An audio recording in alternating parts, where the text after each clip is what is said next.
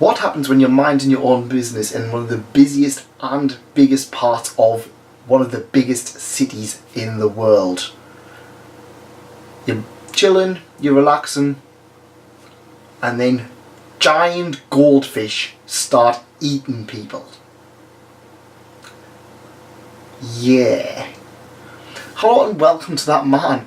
That is me merchandise, and today we are looking at volumes 1 and 2 of Shibuya Goldfish.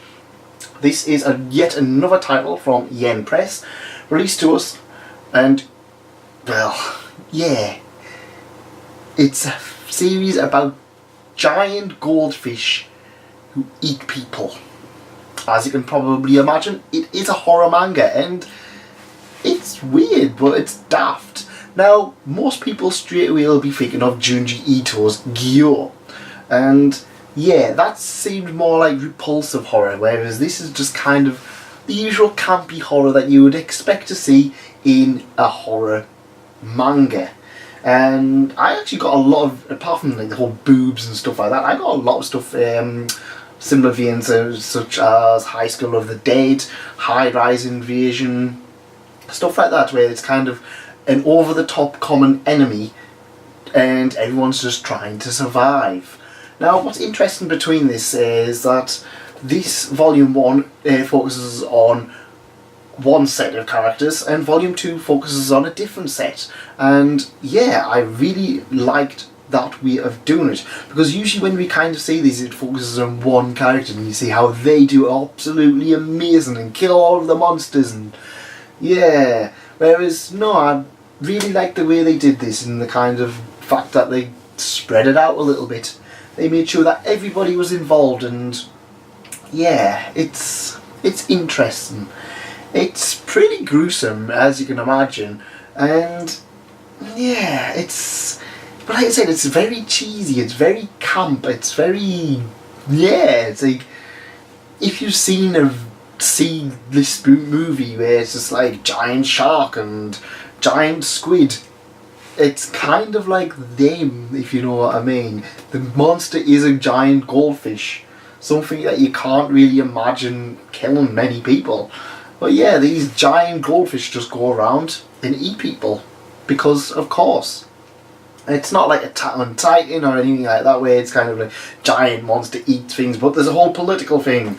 Well, it might be a political thing, we don't know, but yeah, this is just giant goldfish in Shibuya eating people.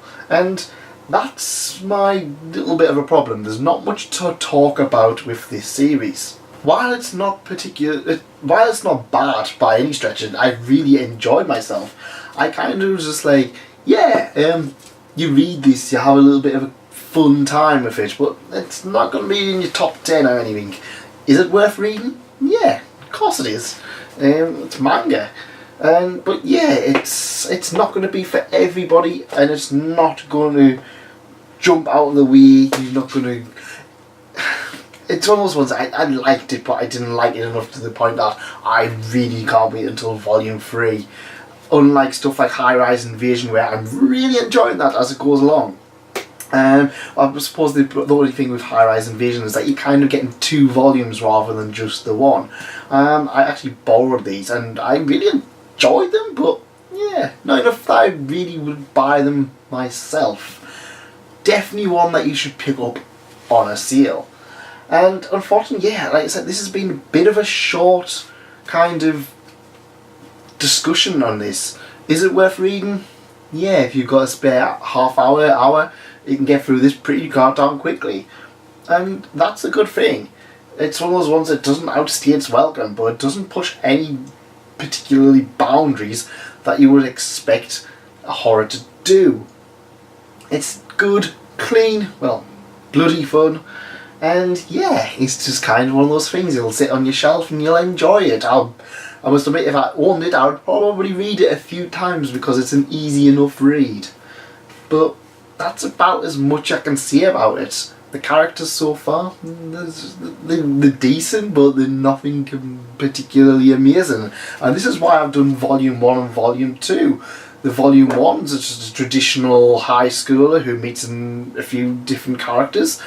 Number 2 is a little bit more interesting, is that it's a homeless man However, the homeless man also just so happens to be a high school boy, or high school aged boy, and it's kind of like, yeah, I would have preferred a proper grizzly, very old homeless man, kind of, who's learnt these streets and stuff like that. But no, it's a kind of, yeah, he's a bishy guy, and I was just like, oh yeah, bishy homeless, of course.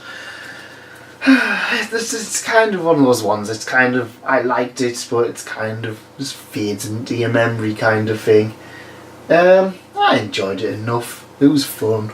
That's about it. Oh well. That's it from me. I hope you enjoyed that, and let me know what you think of Shibuya Goldfish in the comments. And if you did like this, there's plenty more manga around here. Consider subscribing if you like manga. We've got plenty more coming on, including, it's that time again for our favourite useless people as we look at Konosuba Volume 8. I'll see you then. Goodbye.